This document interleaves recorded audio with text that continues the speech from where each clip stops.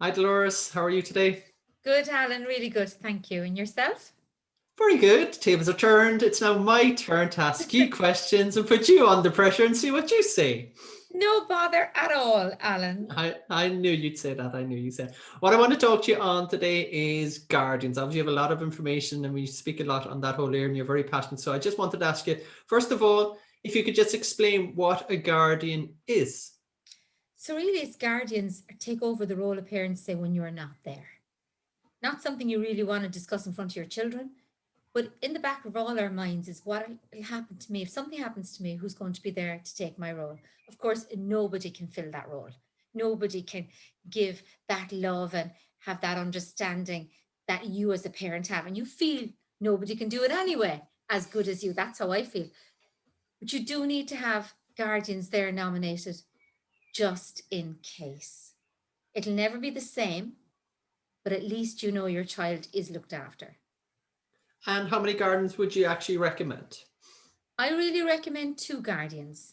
Long ago now you'd have godparents, say, but godparents really were meant to take over the role so the child to be supported within the church. That was the whole idea of godparents, that the whole religious side of it would have been taken on. But guardians can be anyone who you really feel would be fabulous with the child. So I would say two, at least two. And would you then have it like, would it be like, would you choose then, we say, are you saying to parents, choose like, we say, a husband and wife? Or would you say, like, pick one from one side of the family, pick another from another side? How would you, or is there any difference? You know what? It would be great to say pick a husband and wife because you know the child then has the two parents, the balance, and maybe a family, which is lovely. But in some cases, um, your other half might get upset if you didn't have someone from their side and you need someone from your side. But in actual fact, the reality is you have to think of the child. You have to take in the child's personality and the personality of the guardians. So it's no good having say one person from one side and the other from the other side if it doesn't suit your child. So for me personally, I would have people for David say who I didn't actually look at the sides. I didn't look at those things. I looked first and foremost who came to my mind and why, and then trash that out like that. So yeah, so what kind of qualities were you looking for when you were thinking about David's guardians, and what kind of qualities do you think should have for guardians? It's a great question, and I can answer it straight off.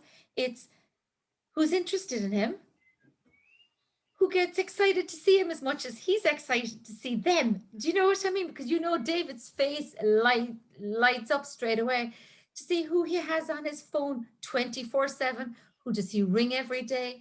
And yet, when any of these people are on to me, nearly before they ask about me, they ask about David and they have lovely words to him.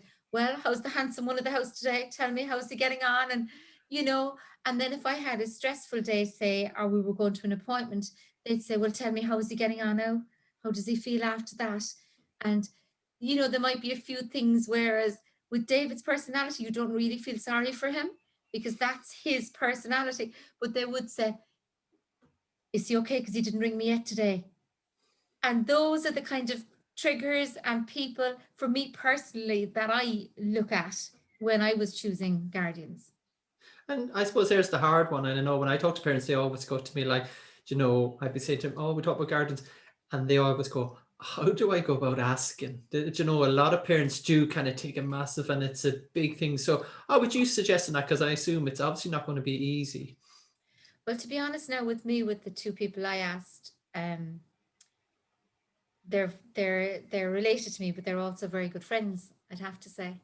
And I met them in my house one day. I asked the two of them could they come down, and actually Dave was in bed at the time, and I said to them, look,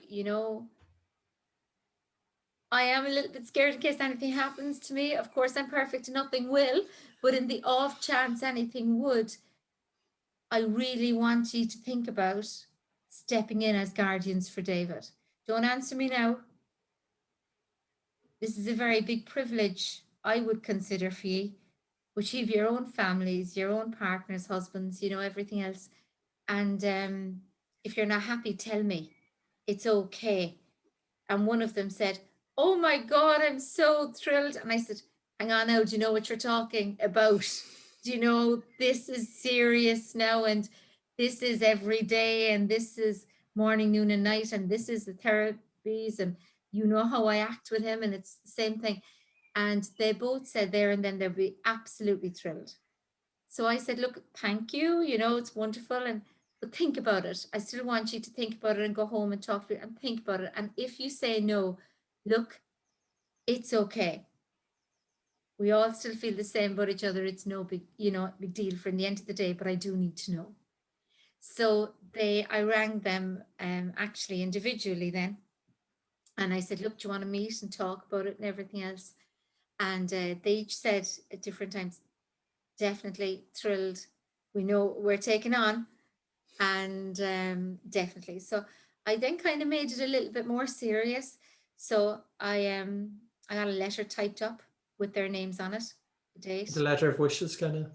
More than no, this was just particularly just for the Guardian, but the letter of wishes attached to it, and I said, this isn't a legal document, but yet it will be in with my solicitor.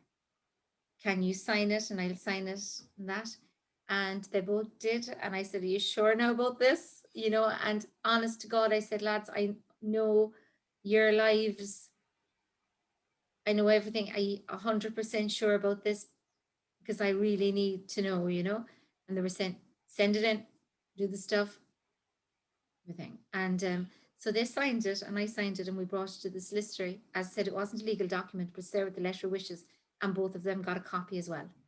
Brilliant, brilliant. And talk to me then, obviously, that's your Guardian chosen. Now, when are you planning to kind of look at that again? Because obviously we all get older, do you know what I mean? And obviously thanks, we Alan. need to... Thanks, that makes me feel wonderful there, Alan. Thank you so much. And I was having such a good Well, I day. didn't see you. I said I always get older. Go on, Yeah, don't give me it trouble. must be how I looked this morning. I'll never wear this color again. Anyway, so you know what happened actually recently only.